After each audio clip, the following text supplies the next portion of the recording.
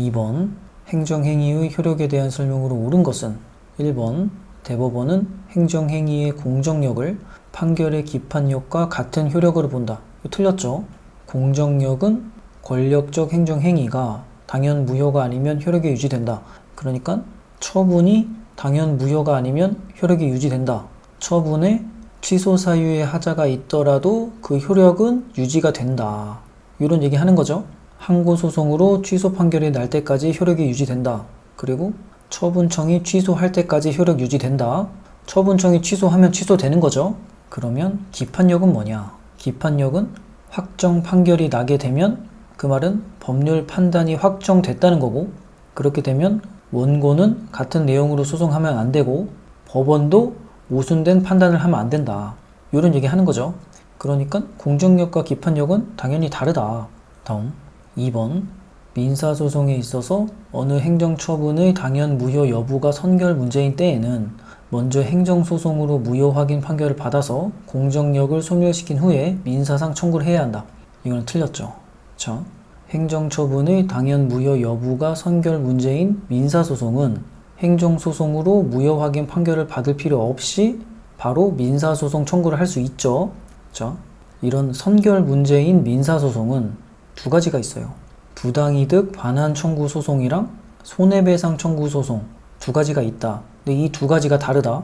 먼저 부당이득 반환 청구 소송 봅시다. 자, 과세처분의 하자가 무효의 하자이면 바로 부당이득 반환 청구 소송을 제기할 수 있고, 민사법원은 무효 여부를 판단해서 부당이득 반환 청구 소송에 대한 판결을 할 수 있다. 자, 그러면 취소의 하자일 땐 어떻냐? 부당이득 반환 청구 소송이 불가해요. 왜 그래요? 공정력이 발생하니까 그렇죠. 과세처분의 하자가 취소의 하자면 과세처분의 효력을 부인할 수 없기 때문에 부당이득 반환 청구 소송을 제기할 수 없고, 처분청에 취소가 있거나 취소 소송을 제기해서 취소 판결을 받아야 되는 거죠. 자, 어쨌든 간에 부당이득 반환 청구 소송을 제기하는데 그 선결 문제인 과세처분의 하자가 무효의 하자면 바로 부당이득 반환 청구 소송 제기할 수 있다. 자, 그러면 손해배상의 경우는 어떻냐? 국가가 하는 손해배상이 국가배상이죠. 손해배상의 경우는 무효의 하자이던 취소의 하자이던 모두 처분의 위법 여부를 민사법원이 판단해서 손해배상 판결할 수 있다. 손해배상의 경우는 선결 문제인 처분의 취소 판결 받지 않고 바로 손해배상 청구 가능하다.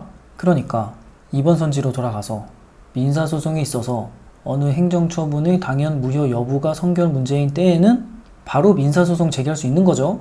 부당이득 반환이든 손해배상이든 두 경우 모두 민사소송 청구할 수 있다. 자, 그러면 3번 선지 봅시다.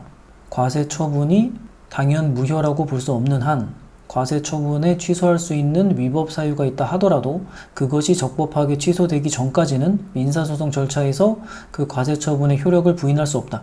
이게 맞죠? 자, 여기서 민사소송 절차는 부당이득 반환 청구 소송을 얘기하는 거죠.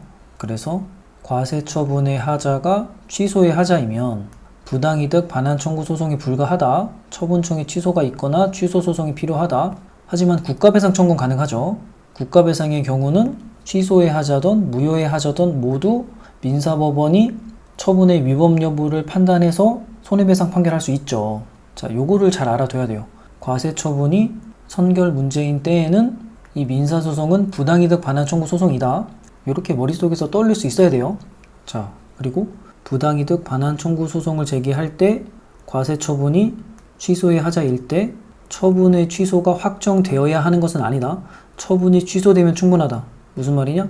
취소 판결을 받으면 충분하지 이 취소 판결에 대한 확정 판결까지 받아야 되는 건 아니다.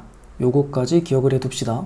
그리고 4번 위법한 건축 허가 후에 건축물이 완공되어 통행권을 침해받은 인근 주민은 행정쟁송을 통해 건축 허가를 취소하지 않고서는 건축주를 상대로 손해배상 청구의 소를 제기할 수 없다.